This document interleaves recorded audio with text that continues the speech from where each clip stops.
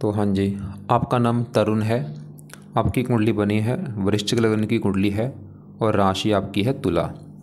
आपने जो सवाल लिख के मुझे भेजे हैं, एक तो आपने बोला है कि आपकी जो पत्नी है पिछले 2-3 साल से वो अलग रहती है, और एक पत्नी को लेकर सवाल एक आपने कामकाज के बारे में बोला है कि जीवन में आगे नहीं बढ़ पा रहा, होप्स में कुछ ना कुछ दिक्कतें आती रहती हैं, दोस्त कम हैं, लोगों से कम बनती है, और भी आपको मतलब मानसिक चिंता होती है। ऐसे आपके सवाल हैं।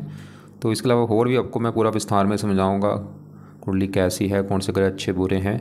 सबसे पहले तो आप ये समझो कि ये जो कुंडली होती है इसमें 12 ग्रह होते हैं। 12 ग्रह पहले समझ लो, वो मैं लिख देता हूँ। ये है आपकी कुंडली में पहला ग्रह है, ये दूसरा ग्रह, तीसरा ग्रह, चौथा, पाँचवा, ये छठा ग्रह, सातवां, आठवां, नौवां, 10वां, 11वां और ये 12वां ग्रह। अब ये जो 12 ग्रह मैंने लिखे हैं, इन ग्रहों से आपके जीवन के बारे में कुछ ना कुछ पता किया जाएगा। जैसे कि इस पहले ग्रह से हम पता करेंगे आपका जो शरीर है वो कैसा होगा, हेल्थ कैसी होगी, आपकी स्वभाव कैसा, रंग रूप कैसा, इस पहले ग्रह से देखेंगे। दूसरा ग्रह आपके धन जोड़ने का है, परिवार का, वाणी का। तीसरा ग्रह छोटे भाई बहनों का है। चौथा ग्रह आपकी है माता, मकान, वाहन। पाँचवा ग्रह बच्चों का है। छठा ग्रह शत्रु, रोग, कर्जे का है। सातवां ग्रह आपकी पत्नी का है। आठवें ग्रह से उम्र देखेंगे। नौवें ग्रह से भाग्य देखेंगे। 10वां ग्रह कामकाज। 11वां ग्रह आमदनी, लाभ, इच्छा पूर्ति। और 12वें ग्रह से आपके खर्चे देखेंगे। आपने यहाँ पे देखो जी, मेरी 2 बातें नोट करनी है। पहली बात, जो ये मैंने 12 ग्रह लिखे हैं इनको याद कर लो। और दूसरी बात, इन 12 ग्रहों से जो कुछ देखा जाएगा वो याद कर लो। अब आप ये देखो कि आपने कुंडली में देखना क्या है, वो ग्रह देख लो। जैसे मान लो आपने देखना, अपने काम काज के बारे में जानना है, तो काम काज का जो ग्रह है वो 10वां ग्रह है। तो 10वें ग्रह से आपका काम काज देखेंगे। और 10वें ग्रह में एक नंबर लिखा है 5, ये है सिंह राशि, मालक बना सूर्य है। तो आपके काम काज के लिए हमें सूर्य को देखना पड़ेगा। ऐसे ही अगर आपकी हमने माता के बारे में जानना है, चौथा ग्रह माता का है और चौथे ग्रह में नंबर लिखा है 11। 11 है कुंभ राशि, मालक है शनि। तो माता के लिए शनि को देखना पड़ेगा। तो मेरा कहने का आपको मतलब समझ आ चुका होगा कि जो भी कुछ देखना है वो घर देखना है और घर का मालिक देखा जाता है। अब यहाँ पे सवाल है कि आपकी कुंडली है कैसी। आपकी कुंडली में ग्रह देखो जी, अच्छे भी हैं, कुछ ग्रह आपके मुझे ख़राब लगे हैं। रले मिले ग्रह हैं, अच्छे ग्रह भी हैं, ख़राब भी हैं। अब होगा क्या, जो ग्रह अच्छे हैं आपको हमेशा अच्छे फल देंगे, खराब ग्रह हमेशा खराब फल देंगे। लेकिन इन ग्रहों का जो असर होता है वो कई गुना बढ़ जाता है जब इनकी चलती है दशा। और दशा जो है, अभी आपके ऊपर इन ग्रहों में सबसे बड़ा असर है इस बुध ग्रह का, क्योंकि बुध की चल रही है आपके ऊपर बड़ी महादशा। ये दूसरा महीना 22 में चली है और 2039 में जाके ख़त्म होगी। काफ़ी लंबी दशा है। अभी देखो 2-3 साल हुए हैं चली को। तो हमने अभी क्या देखा कि इन 9 ग्रहों में आपके ऊपर सबसे बड़ा जो आज अभी असर देखा जाए वो बुध का है। इसका असर आपके ऊपर ज़्यादा है, 70-80%। और कुछ असर होता है जिसकी होती है अंतरदशा, वो है चली केतु की आपके ऊपर। ये 7वां महीना 24 में चली थी और अभी 7वां महीना 25 में ख़त्म हो जाएगी। लेकिन मेरी एक बात और नोट कर लो, ये मत सोचना कि आपके ऊपर दूसरे ग्रहों का आज असर नहीं है। अभी आज भी आपके ऊपर सभी ग्रहों का असर है, बस दूसरे ग्रहों का असर आपके ऊपर कम है। ज़्यादा असर आपके ऊपर आज अगर है वो बुध का है और दूसरा नंबर है केतु ग्रह का, लेकिन असर आपके ऊपर सभी ग्रहों का आज भी है। तो अब यहाँ पे बुध केतु में से, क्योंकि आपके ऊपर अभी खासकर इन 2 ग्रहों का असर ज़्यादा है और बुध का ज़्यादा है, केतु का भी असर लेकिन कम है। तो पहले मैं केतु की बात करूँ तो केतु आपका भाई मुझे अच्छा नहीं लगा। थोड़े बहुत अच्छे फल देगा लेकिन ज़्यादा खराब फल देगा। और यहाँ पे एक और बात नोट कर लो, ये ग्रह जो है अच्छे बुरे क्यों होते हैं, अच्छे बुरे फल क्यों देते हैं, सवाल ये भी है। ये ग्रह जो हैं अगर अपने घर में बैठे, जो इनका अपना घर है, अच्छे फल देते हैं। दोस्त के घर में बैठे हों वहाँ पे भी अच्छे फल देंगे, उच्च के बैठे हैं वहाँ पे भी अच्छे फल देंगे। लेकिन अगर ये नीच का बैठे हैं अच्छे फल नहीं देते। आपका वैसे कोई ग्रह नीच का नहीं बैठा। और ये ग्रह अगर दुश्मन के घर में बैठे हैं वहाँ पे भी बुरे फल देते हैं। जो इनका दुश्मन है वहाँ पे अगर जाके बैठे हैं तो वहाँ पे भी दिक्कतें पैदा करते हैं। या ये ग्रह अगर कुंडली का 6ठा, 8वां, 12वें घर में बैठे हो तब भी बुरे फल देते हैं। अब यहाँ पे केतु की अगर मैं बात करूँ कि केतु की आपकी जो दशा चल रही है, अच्छा या बुरा है, तो केतु आपका यहाँ बैठा है यहाँ पे 9वें घर में। 9वें घर से पहले समझो क्या देखा जाता है, 9वें घर से भाग्य देखा जाता है। आपका अगर भाग्य देखना है 9वां घर देखना पड़ेगा। और फार्मूला होता है घर का मालक देखो। तो 9वें घर में क्या लिखा है, 4 लिखा हुआ है। 4 है कर्क राशि, मालक इस चंद्रमा को देखना पड़ेगा। आपका अगर भाग्य देखना है कि आप कितने भाग्यशाली होंगे, भाग्य कहाँ पे साथ देगा। और चंद्रमा के अलावा 9वें घर में आके केतु बैठा है, उसको भी देखना पड़ेगा। तो पहले केतु की बात करें तो केतु देखो जी बैठा है 9वें घर में। घर तो चलो अच्छा है, लेकिन वहाँ पे जो 4 है वो चंद्रमा का घर है, और केतु चंद्रमा को अपना मानता है दुश्मन। दुश्मन के घर में आके भाई बैठा है, तो केतु इस 9वें घर को थोड़ा सा ख़राब करेगा। मतलब अभी जो केतु की चल रही है दशा, ये जब से दशा चली है, आप चाहे नोट कर लेना, आपको आपके केतु भाग्य की हानि करेगा। मतलब केतु का वैसे जो दिक्कत आपको आएगी, आपकी किस्मत आपका ज़रा साथ नहीं देगी, भाग्य साथ नहीं देगा, भाग्य की हानि कर देगा। और वैसे भी देखो जी जो कुंडली है इसमें राहु केतु 2 ऐसे ग्रह हैं, इन ग्रहों को अच्छा ग्रह नहीं माना गया। ये दानव ग्रह होते हैं, जब भी इनकी दशा आती है लाइफ में काफ़ी दिक्कतें पैदा कर देते हैं, दिक्कतें रुकावटें। मतलब ये जो केतु की आपकी दशा चल रही है इसमें आपको काफ़ी परेशानियाँ आ रही होंगी, चिंता, भाग दौड़, रुकावटें। जो आपने बोला भी था जैसे कि दोस्त नहीं है, अकेला रहता हूँ, ये भाई कहीं ना कहीं कारण आपका केतु भी है। वैसे कुछ अच्छी चीज़ें भी देता है केतु, जैसे मोक्ष का कारक होता है, बंदे को थोड़ा सा धार्मिक भी बनाता है। क्योंकि देखो तो फिलहाल अभी जो केतु की जो दशा है वो भी क्योंकि 1-2 महीने में ख़त्म हो जाएगी, ये जुलाई 25 में ख़त्म होने वाली है, तो 1 महीना पड़ा है भाई। तो सवाल है कि इसका भी उपाय करना है या नहीं, क्योंकि आपको देखो मैंने अब और भी काफ़ी अभी उपाय बताने हैं, तो इसलिए आपको इसके केतु के मैं बोलूँगा उपाय आप चाहे रहने दो, इसका भी इतना ज़रूरत नहीं है। अब क्योंकि जो बड़ी दशा बुध की, सवाल की बुध कैसे है, लेकिन बुध से पहले देखो जी आप ये समझो कि जो गुरु है, गुरु आपका मुझे कुंडली में काफ़ी ख़राब लगा है। पहले मैं गुरु की बात करूँगा, गुरु क्यों ख़राब है, लेकिन और बात एक पहले वो नोट करो। मैंने आपको बोला था जो केतु है वो बैठा है 9वें घर में, तो जो कि है भाग्य घर, मतलब केतु आपके कर रहा है भाग्य की हानि। अब 9वें घर में जो 4 लिखा है, मैंने बोला था इस 9वें घर का मालिक चंद्रमा भी देखना पड़ेगा। अब यहाँ पे देखो चंद्रमा की अगर बात करूँ तो चंद्रमा भी एक तो मतलब चंद्रमा अच्छा जो बुरा, सवाल ये है चंद्रमा देखो जी आपको रले मिले फल देगा, बुरे फल थोड़े से ज़्यादा देगा, क्योंकि चंद्रमा जहाँ बैठा है वो है 12वां घर, जो कि घर अच्छा नहीं। मैंने आपको अभी बोला था 6ठा, 8वां, 12वां, ये 3 घर अच्छे घर नहीं होते। 12वें घर से खर्चा, हानि, दान, दंड, हॉस्पिटल, पागलखाना, विदेश यात्रा, जेल यात्रा, ऐसी ख़राब चीज़ देखते हैं। कुछ चीज़ें अच्छी हैं लेकिन ज़रा ख़राब चीज़ें हैं। तो चंद्रमा एक तो आपका बैठा है 12वें घर में, ख़राब घर में, और यहाँ पर बैठा भी शुक्र घर में है। अब चंद्रमा दिक्कतें क्या करेगा, क्योंकि चंद्रमा आपका भाग्यश है, भाग्यश और 12वां घर हानि, मतलब भाग्य 12वां घर हानि, तो चंद्रमा भी आपका भाई भाग्य भंग योग लेके बैठा है कि भाग्य साथ नहीं देगा, आपको भाग्योदय करने के लिए काफ़ी दिक्कतें परेशानियाँ आएंगी। लेकिन चंद्रमा एक शर्त में आपका भाग्य ज़्यादा साथ देगा, वो है ये 12वां घर विदेश का घर है। तो भाग्य चला गया विदेश के घर में, चंद्रमा ये घर के अगर आप विदेश में जाते हैं तो फिर वहाँ पर आपका भाग्य ज़्यादा साथ देगा। वैसे चंद्रमा और दिक्कत भी देगा आपको, जैसे कि ये माता कारक है माता संबंधी दिक्कतें आती हैं, मन का कारक, मानसिक चिंता होना, और इसकी दशा में थोड़ी सी दिक्कतें बढ़ेंगी। जब भी इसकी दशा है कि उसमें भाग्य की हानि होना, उस समय मानसिक चिंता होना, उस समय कोई लेफ्ट आंख में दिक्कत आना। तो अब इसके भी आपको मैं उपाय बताता हूँ क्या है। अब हम बात करते हैं इसकी गुरु ग्रह की। सवाल है कि गुरु कैसे है। गुरु देखो जी रले मिले फल देगा, लेकिन बुरे फल आपको ज़्यादा देगा। कारण गुरु आपका बैठा है 8वें घर में, मैंने आपको अभी जैसे बोला 6ठा, 8वां, 12वां घर अच्छा घर नहीं। तो गुरु एक तो 8वें घर में बैठा है, और यहाँ पे बैठा है जो 3 लिखा बुध का घर है। चलो बुध का घर है कोई बात, लेकिन दूसरा घर है गुरु जो है आपका राहु के नक्षत्र में बैठा है, ये मुझे अच्छा नहीं लगा भाई। एक तो 8वां घर वो हो गया खराब होने का कारण, ऊपर से राहु के नक्षत्र में बैठा है, पापी ग्रह के नक्षत्र में बैठ चुका है भाई। अब गुरु आपको क्या दिक्कतें पैदा करेगा, गुरु इस कुंडली में 2 घरों का मालक है, उन 2 घरों को लेकर दिक्कतें आपको आएंगी। और वो 2 घर कौन से हैं, एक तो गुरु का घर है ये 5वां घर, और 5वां घर है आपकी संतान का घर। संतान आपकी कैसी होगी, 5वां घर, 5वें घर में 12 लिखा है मालक गुरु, 8वें घर में है राहु का नक्षत्र, संतानहीन योग बना है। गुरु आपको संतान संबंधी चिंता पैदा करेगा, बच्चों को लेकर चिंता होगी कोई ना कोई कुछ ना कुछ आपका जो बच्चा उसको लेकर दिक्कत आएगी। 5वां घर पढ़ाई का है, पढ़ाई में दिक्कतें पैदा करेगा। 5वां घर बुद्धि का है, बुद्धि भ्रमित कर देगा आपकी। और भी गुरु इस कुंडली में इस घर का मालक है दूसरे घर का, और दूसरा घर है धन का घर। खासकर दूसरा घर धन जोड़ने का होता है, कितना धन जोड़ेंगे दूसरा घर। दूसरे घर में 9 लिखा है मालक गुरु, और ये 8वें घर में बैठ के धनहीन योग बना है भाई, तो धन ही संबंधी भी आपको दिक्कतें आएंगी। तो गुरु की वैसे यहाँ पे 2 बने हैं योग, तो धनहीन योग बना है। धन अब मतलब धन संबंधी दिक्कतें क्या देगा, कुछ ना कुछ दिक्कतें देगा।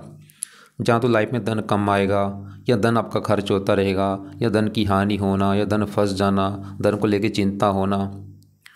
और गुरु आपके संतान घर का मतलब संतान संबंधी चिंता, गुरु वैसे अच्छे फल भी देगा, जैसे 8वें घर में बैठ के आपकी उम्र के लिए अच्छा है, लेकिन और गुरु भी यहाँ पे शर्त पे अच्छे फल देगा। ये 8वां घर भी विदेश का घर होता है, धन विदेश, मतलब गुरु ये दिखा रहा है कि अगर आप घर से दूर जाते हैं फिर आपको धन मिलेगा घर से दूर जाने पर। बाकी देखो जी, आपने मुझे बोला था आपने 2 रत्न दान कर रखे हैं। एक तो आपने बोला है पीला पुखराज कर रखा है और पहले आपने मोती किया था। यहाँ पे एक लॉजिक समझ लो, जो रत्न होते हैं वो क्या काम करते हैं। रत्न इन ग्रहों की पावर को बढ़ा देते हैं, इनकी जो पावर है वो बढ़ जाएगी। अब आपने गुरु, इनके पीछे देखो नंबर लिख रखा है सभी के पीछे, जैसे केतु के पीछे 29 नंबर है, गुरु के पीछे 16, ये पावर होती है इनकी। अब अगर आपने गुरु का पुखराज किया धारण, तो गुरु इसकी पावर को बढ़ा देगा। जो पीला पुखराज, इसकी पावर बढ़ जाएगी गुरु की, जो 16 है मतलब प्लस हो जाएगी। तो पावर बढ़ने से क्या होगा, इसका जो अच्छा बुरा फल है भाई कई गुना बढ़ जाएगा। मतलब क्योंकि गुरु आपको बुरे फल दे रहा है ज़्यादा, तो बुरे फल कई गुना बढ़ जाएंगे पीला पुखराज धारण करने से। तो मैं आपको बोलूँगा भाई बोल के पीला पुखराज धारण मत कर लेना, उल्टा नुकसान होगा आपको। और ऐसे मोती भी धारण मत कर लेना, क्योंकि चंद्रमा खराब है तो बुरे फल बढ़ जाएंगे। तो ये दोनों रत्न कभी आपने धारण नहीं करने, पीला पुखराज और मोती। पहन रखे हैं उनको उतार के रख दो, समझ लो आपकी आधी दिक्कतें ये रत्न उतारने से दूर हो जाएंगी आपकी। लेकिन सवाल है कि गुरु को सही कैसे करना है, तो इसको करने पड़ेंगे इसके पाठ पूजा पाए। तो पहला उपाय गुरु का जो है वो है आप बृहस्पति कवच का पाठ पढ़ा करो। दूसरा है बृहस्पति स्रोत का पाठ पढ़ा करो। फायदे क्या होंगे, सवाल ये है। ये सुबह के टाइम अपने पाठ पढ़ने हैं। देखो जी, बृहस्पति मैंने जैसे बोला आपकी संतान घर का मतलब संतान संबंधी चिंता नहीं होगी, पढ़ाई में दिक्कतें नहीं आएंगी, बुद्धि भ्रमित नहीं होगी, धन को लेकर दिक्कत नहीं आएगी। दूसरा अगर परिवार का भी होता है, परिवार को लेकर दिक्कत नहीं आएगी। और वैसे भी गुरु देखो जी कई चीज़ों का कारक होता है, ये धन का कारक भी होता है, ये पुत्र का कारक होता है, भाग्य का कारक होता है, 10वें घर का कारक है, काम काज, हज़ारों फायदे होंगे गुरु अगर आपने सही कर लिया। तो ये दोनों पाठ 2-2 मिनट के पाठ है, रोजाना पढ़ने हैं, या इनको ऑडियो लगा के सुन लिया करो आप। अब आगे बढ़ते हैं। आपके देखो जी यहाँ पे मैं पहले आपके शुक्र की बात कर लेता हूँ। आपका एक सवाल आपकी पत्नी को भी लेके है कि पत्नी, जैसे मैंने बोला था पत्नी 3-4 साल हो चुके हैं उससे नहीं बनती, वो लग रहा है आपसे। तो पहले देखो पत्नी का घर कौन सा है कुंडली में, 7वां घर जो होता है ये पत्नी का घर होता है। पत्नी आपकी कैसी होगी, 7वां घर देखना पड़ेगा। और साथ में मैंने आपको फार्मूला बोला है घर का मालक देखो, तो 7वें घर में क्या लिखा है, 2 लिखा है, 2 है वृष राशि, मालक है शुक्र। तो हमें भाई शुक्र को देखना है पत्नी के लिए कि शुक्र अच्छा है या बुरा है, कहाँ बैठा है। और वैसे भी देखो जी जो लड़के होते हैं शुक्र इनकी पत्नी का कारक भी होता है लड़कों की कुंडली में, ये विवाह का भी कारक होता है, 7वें घर का भी कारक है। मतलब शुक्र वैसे भी देखा जाता है कुंडली में, और आपकी कुंडली में वैसे भी देखना था क्योंकि 7वें घर का मालक भी है शुक्र। मतलब शुक्र का देखना आपके लिए बहुत ज़रूरी है। अगर आपकी पत्नी का सुख देखना, मतलब शुक्र देख के डिसाइड होगा पत्नी के बारे में। अब पत्नी के अलावा इस 7वें घर के ऊपर जिस ग्रह की दृष्टि है उसको भी देखा जाएगा। दृष्टि पड़ रही है राहु की, यहाँ से 3रे घर से राहु भी इस 7वें घर को देख रहा है भाई, तो राहु को भी देखना पड़ेगा। मतलब 2 ग्रह देख के डिसाइड होगा आपकी पत्नी के बारे में। तो पहले मैं 7वें घर के मालक शुक्र की बात करूँ कि वो अच्छा है या बुरा है, तो आपका शुक्र देखो जी बैठा है पहले घर में। चलो घर तो ठीक ठाक है पहला, लेकिन वहाँ पे जो मतलब शुक्र कोई आपका 6, 8वें 12वें घर में नहीं बैठा, खराब घर में नहीं बैठा, कोई नीच का नहीं बैठा। लेकिन गड़बड़ क्या हुई है, ये पहले घर में यहाँ पे जो 8 लिखा है ये मंगल घर में बैठा है, और मंगल को अपना मानता है दुश्मन, दुश्मन के घर में जाके बैठ चुका है। ये एक नेगेटिव बात है। ऊपर से बैठा भी 0 डिग्री का, बिल्कुल बाल अवस्था बैठा है, डेड अवस्था बैठा है। मतलब शुक्र आपका पत्नी घर का मालक है, एक तो दुश्मन का घर और 0 डिग्री का है। मतलब शुक्र ये दिखा रहा है कि आपको पत्नी संबंधी दिक्कतें आएंगी। शुक्र ही दिखा रहा है कि भाई पत्नी को लेकर दिक्कतें आएंगी आपको, शुक्र ही दिखा रहा है। लेकिन देखो जी क्योंकि शुक्र इतना भी मैं इसको इतना भी ख़राब नहीं बोलूँगा। मैं ये नहीं बोलूँगा कि शुक्र आपका बहुत ज़्यादा ख़राब है, इतना नहीं मैं बोलूँगा। क्यों? क्योंकि भाई चलो दुश्मन का घर है और घर तो ठीक है पहला घर। हाँ अगर ये 6, 8वें 12वें घर में होता मैं इसको ज़्यादा ख़राब बोल देता, नीच का बैठा होता कन्या राशि में ज़्यादा ख़राब बोल देता, राहु के साथ बैठा होता ख़राब ज़्यादा फल देता। लेकिन चलो ठीक है दुश्मन का घर है वो भी कोई बड़ी बात नहीं, लेकिन पहले घर से देखो अपने घर को देख रहा है फिर भी, मतलब फिर भी तो ठीक है, थोड़ा बहुत दिक्कत दे रहा है आपको। मतलब शुक्र फिर भी ये दिखा रहा है कि थोड़ा बहुत पत्नी को लेकर के दिक्कतें जरूर आएंगी आपको। वो दिक्कतें क्या होंगी, पत्नी से मनमुटाव होना, लड़ाई झगड़े होना, ये दिखा रहा है। और अभी देखो जैसे कि आपकी मैंने बोला था बुध की जो बड़ी दशा वो तो है काफ़ी लंबी, 39 में ख़त्म होनी है। लेकिन जो केतु की अभी दशा जो आपकी पिछले चली है पिछले साल से, वो अभी ख़त्म हो जाएगी 7वां महीना 25 में। और इस 7वां महीना 25 के बाद आपके ऊपर आने वाली है जो दूसरी दशा, वो है शुक्र की दशा भाई। ये दशा आपकी 2-3 साल आपके ऊपर चलेगी शुक्र की दशा। और शुक्र आपका पहले घर में बैठा है और ये 12वें घर का भी स्वामी है, खर्च का, मतलब शुक्र आपको रले मिले फल देगा। मार्केश भी थोड़ा सा 12वां खर्च का भी घर है। अभी शुक्र की जो दशा है इसमें आपके खर्चे भी बढ़ सकते हैं और थोड़ा सा हेल्थ ख़राब होना, मतलब शुक्र के आपको मैं उपाय बोलूँगा ज़रूर करो भाई। क्यों कर रहे हैं? ताकि बिल्कुल अच्छा हो जाए आपका। ये अच्छा हो गया, आपकी जो पत्नी वाली दिक्कतें वो दूर होंगी और आगे इसकी जो दशा आपकी अभी आने वाली है वो दशा भी आपकी अच्छी जाएगी और भी कई फ़ायदे होंगे। क्योंकि ये थोड़ा सा 12वें घर का स्वामी है, मैंने बोला मार्केश भी है, थोड़ा सा हेल्थ ख़राब कर सकता है आपकी। और तो अब शुक्र के जो उपाय हैं, सवाल की क्या आपने उपाय करने हैं। तो शुक्र का जो पहला उपाय है, आप शुक्र का मंत्र याप किया करो। ये मंत्र आपने सुबह भी करना है, शाम को भी करना है, चाहे 1 माला कर लो, 2 कर लो, 3 कर लो, वो आपकी मर्जी है। मंत्र है ओम शुम शुक्राय नमः, ओम शुम शुक्राय नमः। शुक्रवार को शुरू करना संकल्प लेके।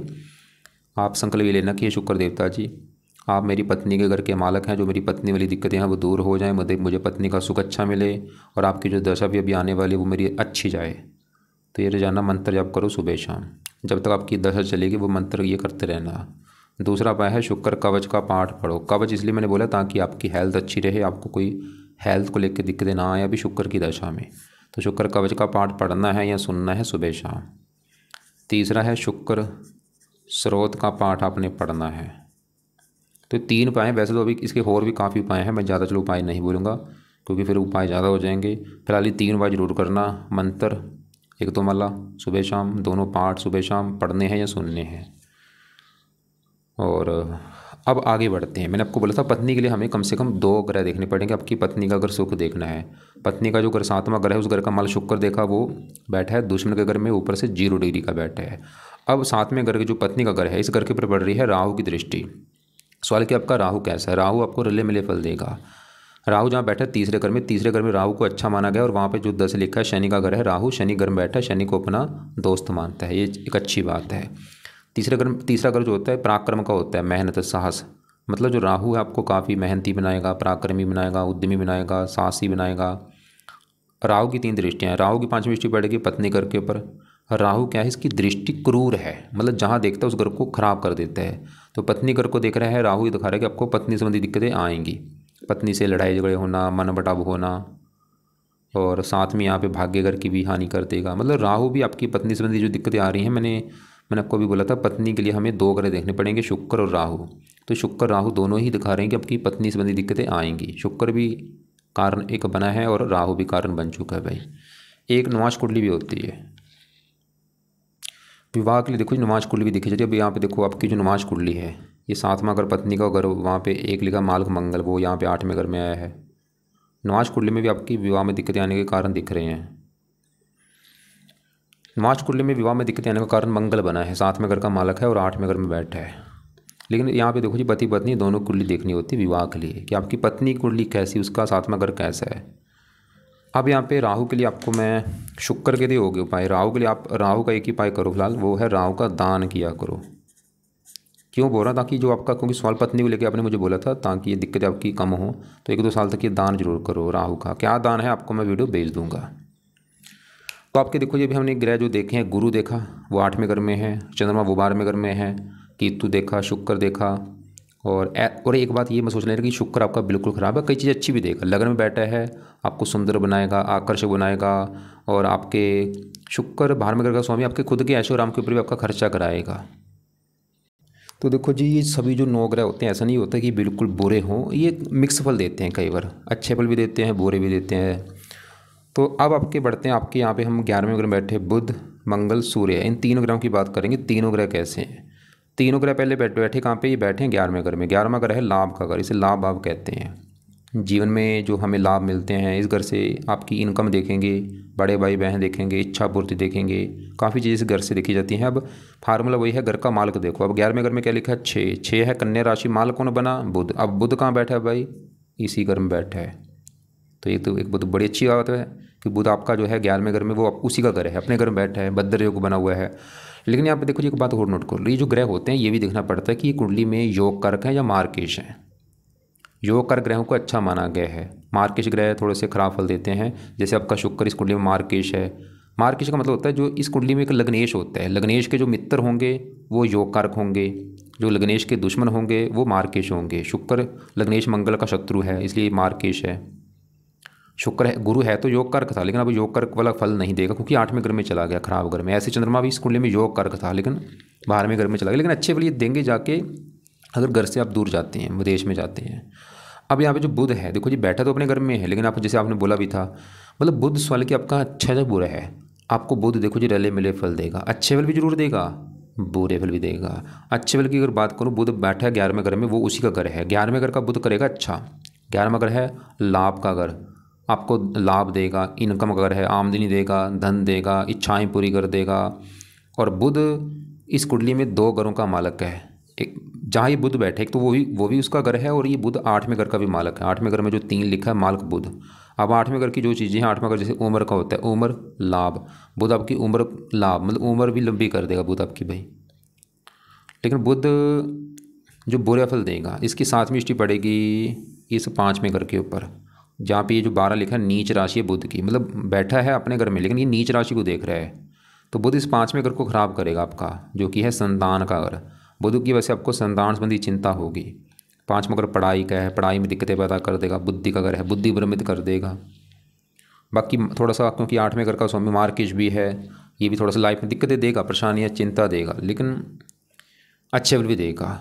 तो बुध के भाई आप उपाय जरूर करो। जैसे आपने एक, क्योंकि देखो एक मेन प्रैक्टिकल भी होता है, एक होता है बताना, जैसे मैं तो अभी बोल रहा हूँ कि अच्छा है या ये बुरा है। एक होता है प्रैक्टिकल।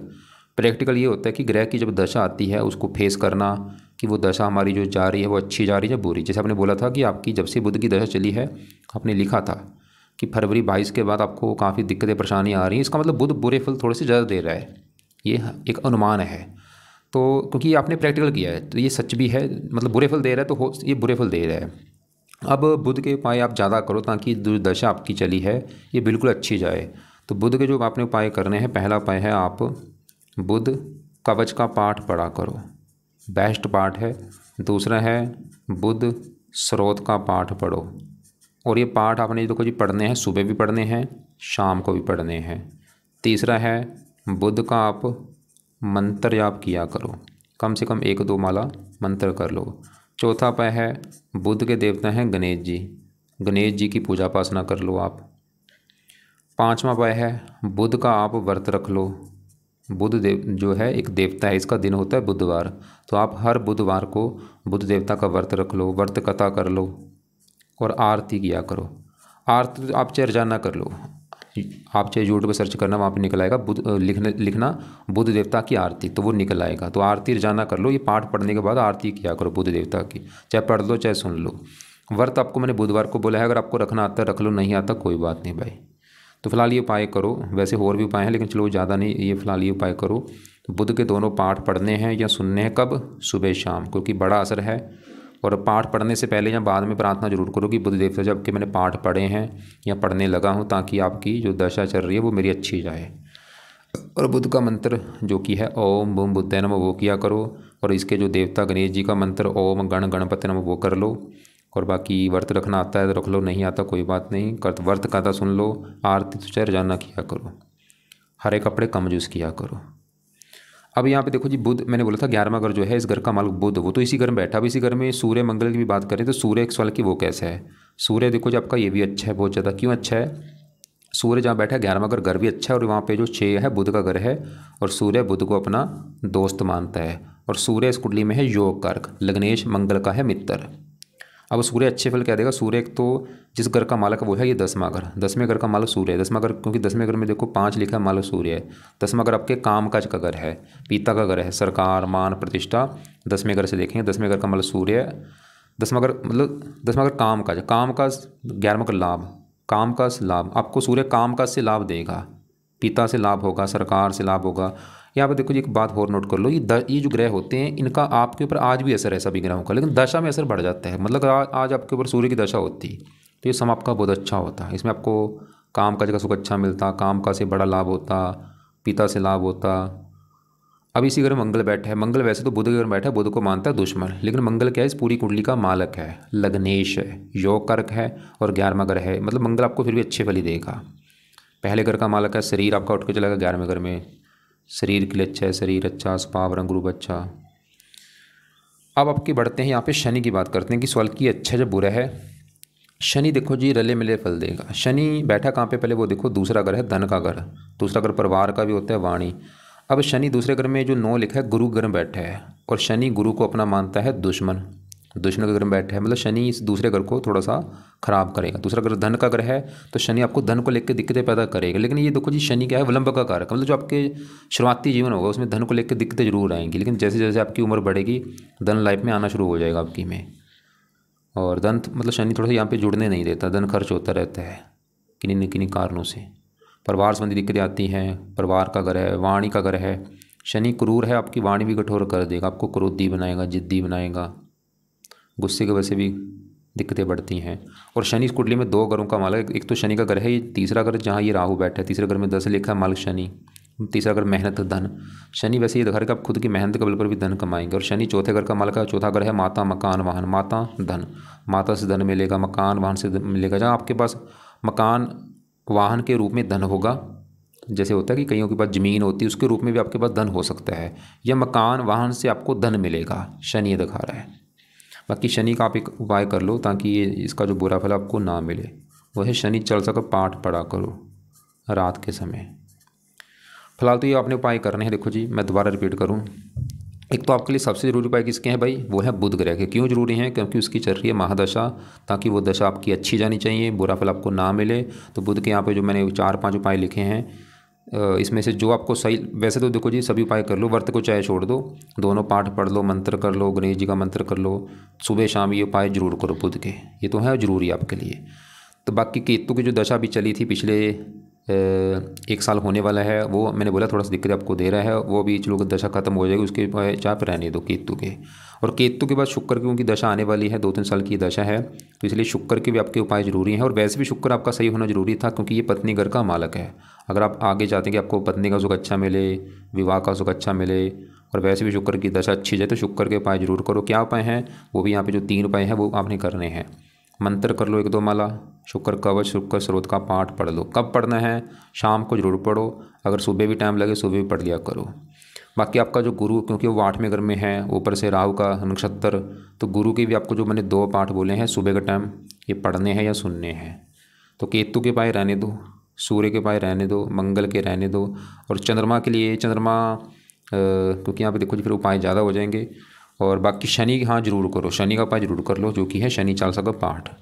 और राहु के लिए इस वाले की कोई उपाय करना है जो नहीं, क्योंकि देखो जी अगर आज आपकी राहु की दशा होती फिर तो आपको मैं काफ़ी इसके उपाय बोल देता कि राहु का वच पढ़ लो, स्रोत पढ़ लो, लेकिन राहु की अभी दशा है नहीं, तो राहु के उपाय चाहे रहने दो। लेकिन राहु का दान मैंने बोला था वो किया करो जरूर।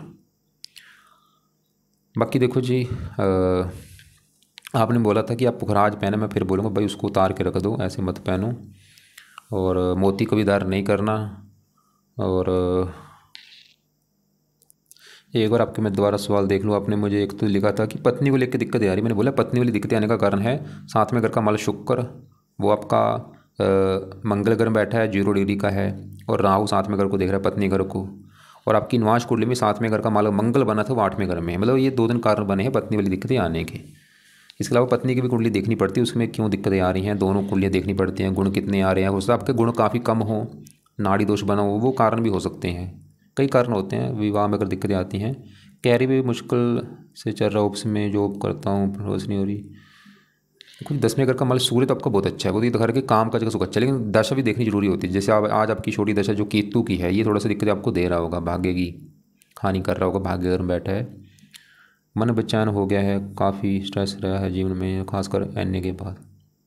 कोई ना आप ये उपाय करो, मैंने पढ़ा है मंगल शुक्र बुध कमज़ोर है। आपने बोला आप नवग्रह स्रोत का सुनता हूँ, ठीक है पढ़ सकते हो भाई, नवग्रह सभी नवग्रह को सही है। और विष्णु हाँ, क्योंकि गुरु के जो देवता विष्णु जी हैं, इससे आपका गुरु भी अच्छा होगा अगर विष्णु जी का पाठ पढ़ते हो। जिंदगी बोध। बाकी आप ऐसा करना, जैसे आपकी जो केतु की दशा है, इसके बाद भी आपको काफ़ी फायदा होगा, क्योंकि राहु केतु मैंने बोला ये दानव ग्रह होते हैं, जब भी दशा आती है भाई बंदे को परेशान कर देते हैं। और आप चाहे नोट कर भी लेना कि जब से केतु की दशा चली होगी काफ़ी दिक्कतें आपको आ रही होंगी जुलाई के बाद। और अभी जो शुक्र की दशा है वो फिर भी चलो आपका, ऐसा नहीं मैं बोलूँगा शुक्र बिल्कुल ख़राब है भाई, मतलब शुक्र के उपाय करना ताकि वो दशा आपकी और अच्छी जाए। आपने बोला एवरी वेडनेसडे फूड और हरी चीज़ों का दान कर रहा हूँ क्योंकि बुध देव की माता है। बुध देखो दान क्या करता है, पावर कम करता है। उसकी पावर कम होगी, इसके अच्छे फल जो है वो भी कम हो जाएंगे, बुरे फल भी कम हो जाएंगे। अच्छे फल जैसे कि आपकी उम्र के लिए अच्छा था, तो उस साल की बुध का दान करना चाहिए या नहीं। तो आप ऐसे करो, अभी 1-2 साल या 5-6 महीने तक दान कर लो आप। मतलब लंबे समय के लिए दान मत करना, 5-6 महीने या 1 साल 2 साल तक दान कर लो। हर बुधवार को हरे रंग का दान कर लो, उसके बाद दान छोड़ देना। बाकी बुध की क्योंकि दशा जैसे बोला 3 साल दिक्कत आ रही है, इसका मतलब लक्षण है कि बुध आपको दिक्कत दे रहा है। तो बुध के भाई जो दोनों पाठ मैंने बोले हैं, इनको 2-2 3-3 बार पढ़ो या सुन लिया करो, 2-2 3-3 बार सुबह शाम। बुध का मंत्र करो, गणेश जी का मंत्र करो, और बुध देवता की आरती किया करो। हो सके व्रत रख लो, कथा कर लो, हरे कपड़े मत पहनो या कम यूज़ किया करो, पन्ना दर कभी मत करना। इसके अलावा आप ऐसा करना, आपको लग रहा है कि अभी भी कोई बात समझ नहीं लग रही, कुछ पूछना है तो आप मुझे कॉल करके पूछ लेना।